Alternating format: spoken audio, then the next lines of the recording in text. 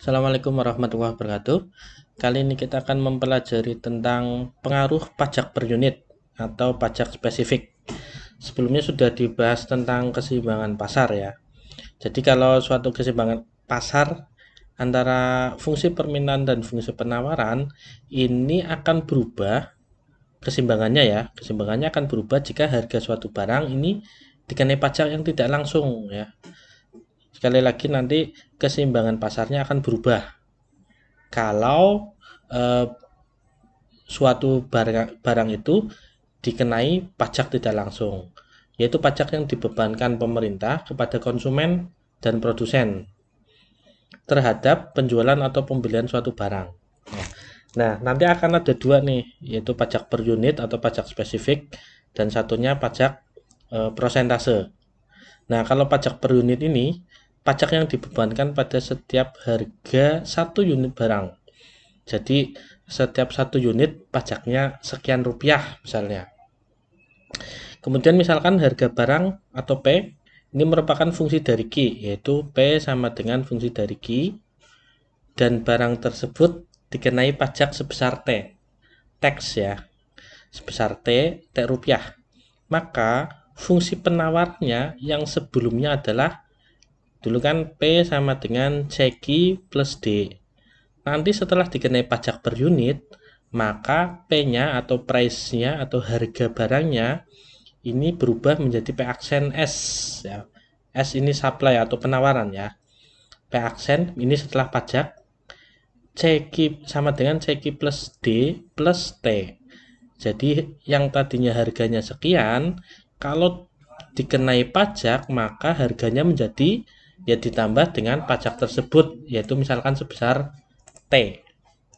Oke, jadi nanti PS aksennya, aksen ini setelah pajak ini menjadi sama dengan CQ plus D ditambah T.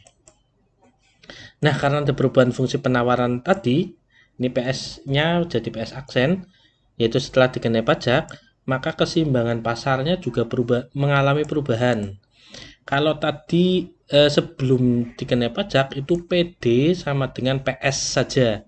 Tapi kalau setelah dikenai pajak ya berarti keseimbangannya menjadi PD sama dengan PS aksen. Nah, perubahan keseimbangan ini mengakibatkan kenaikan harga akibat pajak.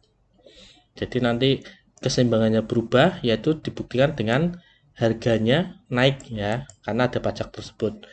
Besarnya pajak yang ditanggung konsumen ini merupakan selisih harga keseimbangan awal dengan harga setelah pajak.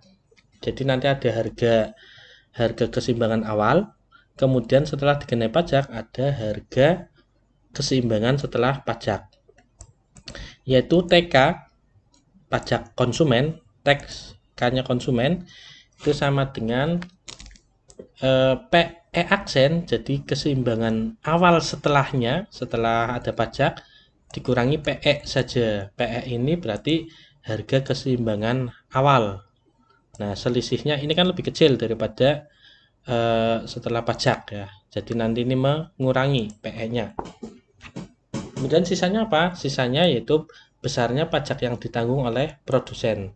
Kalau TK tadi ini selisih harga yang yang merupakan pajak tanggungan konsumen. Sedangkan yang ditanggung produsen ini selisih harga per unit dengan pajak yang ditanggung konsumen. Jadi kalau misalkan tadinya keseimbangan awalnya P-nya 100 misalkan, dikenai pajak 10, kemudian nanti 10 rupiah. Kemudian nanti setelah dihitung keseimbangannya menjadi harganya bukan 100 tapi 105 misalkan. Nah, 105 itu yang 5 itu ditanggung oleh konsumen. Kemudian pajaknya kan 10% tadi. Pajak 10% karena 5 sudah ditanggung konsumen, maka yang ditanggung oleh produsen itu ya selisihnya ini 10 pajak yang 10 tadi dikurangi yang ditanggung konsumen. 10 kurangi 5. Ini kebetulan sama ya. Atau misalkan kalau misalkan pajaknya 10, harga awalnya 100. Keseimbangan awal setelah pajak harganya menjadi 107. berarti yang Rp7 itu ditanggung oleh konsumen. Harganya menjadi 107. Ya, 7 itu ya dibayarkan oleh konsumen. Kemudian pajaknya kan 10. Nah, maka yang Rp3 itu ditanggung oleh produsen. Sehingga besar total pajak yang diterima pemerintah, ya pajak per unitnya tadi 10 yang tadi dikali kuantitas barang yang saat pasar seimbang, yaitu ya pajaknya tadi dikalikan dengan ini keseimbangan pasar Q ya, atau kuantitasnya setelah pajak. Nanti ada grafiknya. Ini keterangannya. PS aksen itu fungsi penawaran setelah pajak. Jadi P itu setelah pajak ya. Kemudian ini PE aksen harga keseimbangan. Kalau ini berarti setelah pajak ya fungsinya. Kemudian QE aksen ini harga keseimbangan setelah pajak, harga kuantitas keseimbangan setelah pajak. Kemudian T-nya pajak per unitnya berapa, kemudian TK pajak yang ditanggung konsumen, ini pajak yang ditanggung produsen. Kalau T besar total yang diterima pemerintah. Kita lihat ada studi kasus 2. Sebenarnya ini studi kasus 1 ya, mirip ya dengan studi kasus 1, hanya nanti ditambahi pajak dalam hal ini 10%. Ini sama ya, permintaan barang suatu pasar 75 unit saat harganya 150. Kemudian 55 unit saat harganya 350. Nanti ini dibuat fungsi permintaan. Kemudian penawarannya 70 unit pada saat harganya 300, 80 unit pada saat harganya 400. Nah, pajak yang dibebankan oleh pemerintah ini Rp10 per unit. Nah, pajak per unit. Ini di studi kasus 1 sudah dijelaskan fungsi permintaannya seperti apa, penawarannya seperti apa, dan keseimbangan pasarnya ya. Sudah dijelaskan di studi kasus 1. Oke, fungsi permintaan sudah didapat. PD-nya sama dengan min 10 GD plus 900. Kemudian fungsi penawarannya PS sama dengan 10 GS min 400. Keseimbangannya ini sudah dihitung ya di studi kasus 1 ya, di pembahasan sebelumnya. PE-nya keseimbangan sebelum pajak 250, kuantitasnya 65.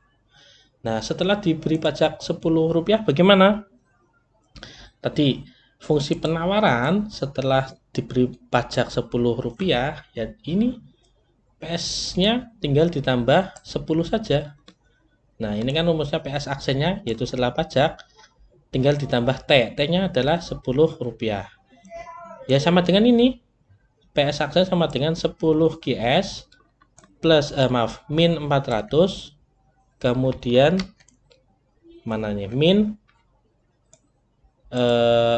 plus 10 ya, plus 10. Ini tadi sebentar ya, ini ya PS nya sama dengan nih min 400, ini plus 10 jadi min 390. Nah, ini berarti fungsi penawaran baru ya setelah dikenai pajak Rp10. Jadi tinggal ini tambah Rp10 saja. Mudah ya, rumusnya tinggal ditambahkan saja. Kalau pajak per unit. Kemudian keseimbangannya pasarnya bagaimana? Keseimbangan pasarnya ya tinggal PD-nya fungsi permintaannya disama dengankan PS aksen yang baru. Kalau sebelum pajak ini disama dengankan dengan PS saja. Nah, kalau setelah pajak ya disama dengankan dengan yang setelah pajak PS aksen. Ini min 10 GE tambah 900 GE tambah 900 sama dengan ini 10 GE dikurang 390. 390-nya pindah sana jadi plus, 900-nya tetap. Ini min 10-nya pindah sebelah kanan jadi plus 10 GE. Jadi 20 GE yang ruas kiri 1290. Ini dari 900 tambah 390. Jadi QE-nya sama dengan apa? Ya tinggal dibagi dengan 20. Jadi 1290 dibagi dengan 20 sama dengan 64,5 rupiah. Ini keseimbangan setelah pajak baru QE-nya, QE aksen ya. Aksen itu berarti setelah pajak. QE aksen 64,5. Sebelum pajak berapa? Sudah diketahui di studi kasus 1 yaitu 65. Nah, setelah pajak kuantitasnya jadi 64,5. Itu kuantitasnya. Sekarang kita hitung harganya ya, harga keseimbangan setelah pajak. Ya, pakainya salah satu dari ini boleh ya. Pakai min 10 QE plus 900, nanti QE-nya dimasukkan 64,5. Atau pakai yang sebelah sini juga, nanti hasilnya sama saja. Kita pakai yang sebelah sini, ini min 10 QE plus 900, QE-nya kita ganti dengan 64,5 dikalikan jadi min 645 ditambah 900 sama dengan 255. Jadi keseimbangan pasar setelah pajak yang baru ya, setelah pajak QE-nya 64,5, kemudian PE-nya 255. Kalau sebelumnya gimana? Ini sebelumnya kita lihat sini. Sebelumnya 250 sama 65. Setelahnya harganya naik jadi 255. Tadi kan harganya 250. Ini 255. Oke, berikutnya adalah pajak yang ditanggung konsumen. Yang ditanggung konsumen apa? Ya harga yang baru ini 255 ini dikurangi harga lama sebelum pajak. Sebelum pajak berapa? 250 ya. Jadi PE aksen dikurangi PE sama dengan 5 ya. 5 rupiah yang ditanggung konsumen. Nah, yang ditanggung produsen berapa? Ya berarti pajak totalnya yaitu 10 sudah ditanggung konsumen 5. Jadi yang ditanggung produsen juga sama dengan 5. Tinggal dikurangkan saja. Kalau ini kebetulan sama-sama 5 ya. Nah, kalau perhitungan seperti itu, pajak total yang diterima pemerintah sebesar ya tinggal dikalikan dengan kuantitasnya ya. Jadi 10 rupiah itu 10 pajak awalnya dikali dengan kuantitas setelah pajak QE ini, QE aksen ya, sama dengan 645 rupiah. Oke, ini grafiknya. Nah, grafiknya seperti ini. Jadi keseimbangan awalnya ini PD ini yang warna apa? Hitam ya. Hitam, PS-nya yang ini hitam. Keseimbangan awalnya ini equilibrium. Yang pertama. Ini 65 sama 250. Nah, setelah dikenai pajak, ininya naik, harganya naik. Jadi ini kurva ini, PS ini dinaikkan 10 5 ya, dinaikkan 5 ya ternyata. Naik menjadi 255 ini PE-nya. Ya, jadi bergeser 5 unit 5 rupiah ya. Ini harganya jadi naik karena ada pajak. Kemudian di keseimbangannya nanti kuantitasnya yang turun. Jadi ini yang warna apa ini? Biru apa ini? Aksennya Q aksen equilibriumnya adalah 64,5, kemudian PE aksennya 255. Ini grafiknya. Jadi kalau pajak keseimbangan pajak per unit ini grafiknya sejajar dengan PS-nya ya, sejajar tapi di atasnya. Ini kalau pajak. Ini lama, ini yang lama juga, ini yang baru. Oke, itu materi kali ini. Kemudian silakan, ini ada beberapa soal. Ini mudah ini. Ada 2 ya. Ini sudah diketahui fungsi permintaan, fungsi penawarannya, tinggal tentukan saja keseimbangan pasar sebelum pajak. Nah, kemudian ini ditanya jika dibebani pajak Rp5 per unit. Ditanya penawaran setelah.